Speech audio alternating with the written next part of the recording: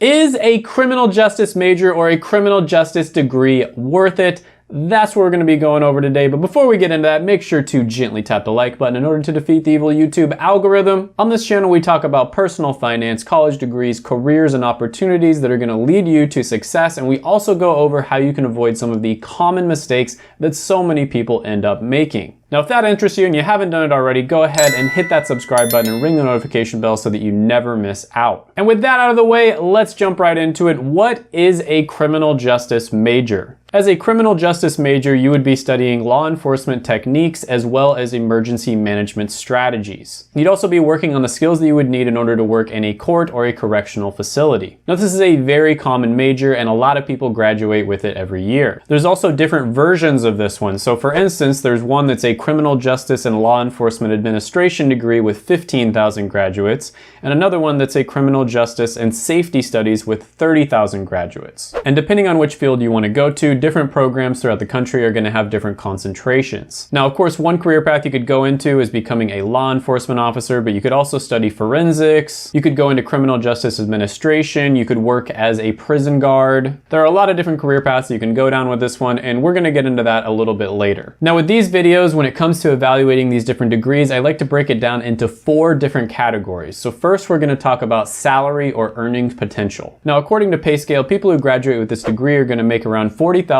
a year starting out and $66,000 in mid-career pay. Now, when you compare this to an extremely high-paying degree like petroleum engineering or a low-paying degree like recreational therapy, you see that it is kind of on the lower side. Now, like I said before, one career path you might go down is becoming a police officer or a detective, and they're going to make around $65,000 a year. However, when you look at the amount of education that you need, you're going to notice that it says, see how to become one. And the reason it has a link to something else is because it's complicated. The educational requirements are going to change depending on the state you live in, the city you live in, and all kinds of other factors. So for instance, there are many law enforcement positions that don't require any degree whatsoever. Sometimes you have to go to a police academy, sometimes you have to wait until you're 21 years old in order to apply for the police job. There are certain jobs that require you to take a few classes, there's some that require an associate's degree, some require a bachelor's degree. However, very few of them require you to specifically get a criminal justice degree. And that is a big problem, which we're going to touch on a little bit more later. One career path that typically is going to require you to get a degree would be a probation officer or a correctional treatment specialist. They make around $54,000 a year, but usually you don't have to get a criminal justice degree in order to get into that career path either. And there are honestly a ton of other careers out there that you could get into if you're interested in criminal justice, and most of them don't require you to have a criminal justice degree. Now, there's a lot of variability in this degree. So for instance, you can graduate with a bachelor in science or a bachelor of arts. And there's also a lot of variability depending on what school you go to and what their focuses are. Now, with that being said, most people consider this one to be a social science degree, and these types of degrees make around $2.5 million over a lifetime, which is slightly above average, which is $2.4 million for all different types of college degrees. So overall, all things being equal, I'm going to give this one a salary score of 6.5 out of 10. Next, we're going to be talking about satisfaction, and I'm going to break this one up into 2 different areas. We're going to talk about meaning and then job satisfaction. So meaning is basically how much do you think your job positively impacts the world, and job satisfaction is how much do you enjoy doing your job. So when it comes to meaning, according to PayScale, a criminal justice degree is going to have a score of about 56%, which means 56% of people think that their job positively, significantly impacts the world. You can compare this to a really high meaning score, like most of the health-related degrees have high scores, or a really low meaning score like plastics engineering technology. And you'll see that this one is relatively average. It definitely doesn't pop out, but it's also not really bad. Now, when you look at specific careers on PayScale, like let's say you become a detective or a criminal investigator, they say that the meaning score is around 78% and job satisfaction is going to be 74%. You can compare this to one where both are really high, like clergy, or one where both are really low, like parking lot attendant. And you see that this one is going to be average or even higher than average. So that's definitely going to be a good sign. And I would say a lot of the time, if you go into law enforcement, you're going to end up working in a government job. Now, whether that be state, local, sometimes you might even work for the federal government. government jobs tend to be relatively high when it comes to job satisfaction. They're relatively chill as well. I'm not going to get into too much detail here, and depending on what the job is, I might be completely wrong here, but a lot of the time government jobs tend to be relatively low stress. This is what I've experienced when I've done internships, for instance, and what my friends have experienced when we've talked about different careers that they went into, and I'm sure that will be different depending on the career path that you go down. Now, when it comes to the amount of people who regret getting their major, social science degrees tend to be some of the highest regretted types of majors. So for instance, they're the fourth most regretted type of major at 29% of the people who get a social science degree regretting it, and the reason is because they're too general, impractical, and it's hard to find a job without further studies. However, I will say here that a lot of the time it has less to do with the actual job that you work in and more to do with the company that you work for, or sometimes even the industry that you work in as well. It's also extremely subjective. There's so many different things that can change your satisfaction. It could be the people that you work with, the area that the job is in, for instance. Is it in a big city or is it in the middle of nowhere? So satisfaction is extremely subjective. You know, for one person it could be 10 out of 10, and for another person the same exact job could be 1 out of 10. But with that being said, I'm gonna give this one a score of 8 out of 10. Next, we're gonna be talking about demand. And when it comes to demand, this is usually the most important metric because demand tends to influence everything else. If there are skills that you learn with your degree that are high in demand, people will tend to pay you more,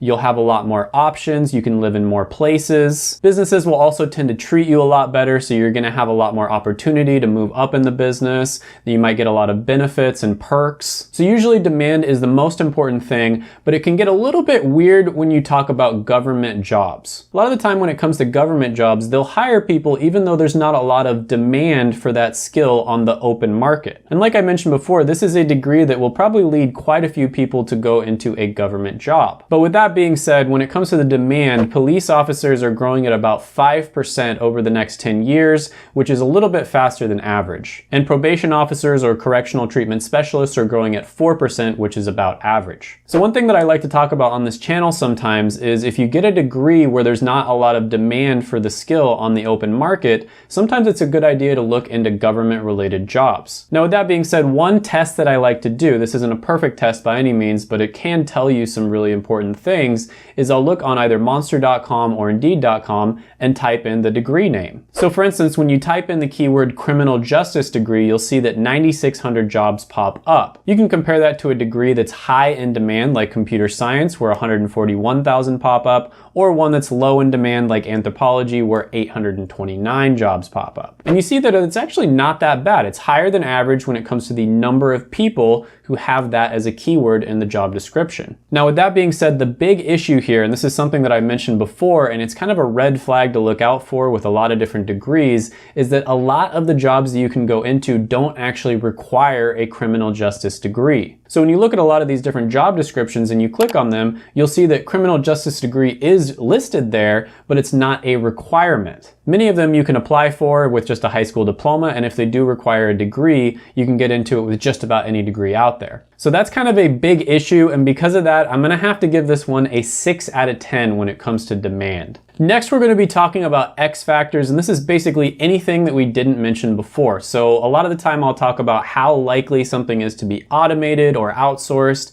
and I like to go into how valuable the skills are, as well as how flexible the degree is in general. Now, like I mentioned before, the Census Bureau says that social science degree graduates are going to make slightly above average at $2.5 million over a lifetime, which the average is around 2.4 million. And that's going to vary quite a bit depending on what career path that you end up going into. So for instance, if you want to become a manager with a social science degree, they make on average 3.4 million over a lifetime, which is a lot more. So if you're able to combine your social science degree skill set with a leadership kind of management skill set, you can make quite a bit of money. But with that being said, when it comes to how much the market values these skills, the skill of criminal justice, it's not very much, unfortunately. So according to ZipRecruiter, software engineering is valued at 88 out of 100, industrial sewing is 8 out of 100, which is really low, and criminal justice comes in at 15. So it's definitely on the lower side, and that's not to say the skill of criminal justice doesn't have value. This is more a gauge of how much demand there is on the open market at this particular time in history for this skill set. This is actually pretty common for a lot of government-related jobs where there's not a lot of demand for it because the government is already taking care of it. And you can see why there's such an imbalance here because it's one of the most popular degrees. Lots of people graduate with it every year, but unfortunately there's not all that many jobs out there for people who have that particular skill set that the major teaches. Like I mentioned before, there's tons of jobs out there that don't require a criminal justice degree, so you're competing against just about anybody out there who has a degree, or sometimes people who just have a high school diploma. Now, when it comes to the likelihood of automation or outsourcing, this is where the degree really shines. So a lot of these social science related degrees are never going to be outsourced because robots simply will never be able to have the soft skills that social sciences teach. So for instance, there's only a 1% chance that forensic science technicians are going to be automated. However, weirdly, there's a 34% chance that detectives and criminal investigators are going to get automated according to this study. That's probably because we have all this new technology that's popping out with cameras everywhere and all kinds of stuff like that, and so they don't need as many detectives to do the same job. Now, going back to my point about soft skills, that's where a lot of these social science degrees really shine. So they might not directly lead to you making a lot of money. There's not a lot of jobs out there for many of these social science degrees, but they'll teach you skills that will end up indirectly helping you out in many areas of your life, including financially. Things like communication, giving a speech, formulating an argument. These are things that you're going to learn in spades with a lot of these social science degrees. But with that being said, I have to be fair and objective here, and when it comes to the numbers, there's clearly an imbalance here between the people who graduate with this degree and the actual need on the market. And so I'm gonna have to give this one a 5 out of 10 when it comes to X factors. So some of the pros here are that it's gonna have good job satisfaction. A lot of the time you're gonna end up working in government jobs, which depending on your personality might be really good for you. There's also a relatively low chance of automation. We're always gonna have police and detectives out there. Some of the cons here are the pay is going to be relatively low, and this is kind of just government jobs in general. The pay does tend to be kind of low, but they have pretty good benefits. Some of the cons are that there might be some occupational hazards. So obviously, if you're a police officer, you're going to be putting your life on the line. And many of the occupations don't actually need a degree. And the ones that do need a degree, specifically, they usually don't need a criminal justice degree. So overall, I'm going to give this one a score of 6.375 out of 10. I think it's very important that you do your research if you want to go for this major. A lot of the time, if you do your research, you're going to find that you don't actually need to get a college degree in many cases, and specifically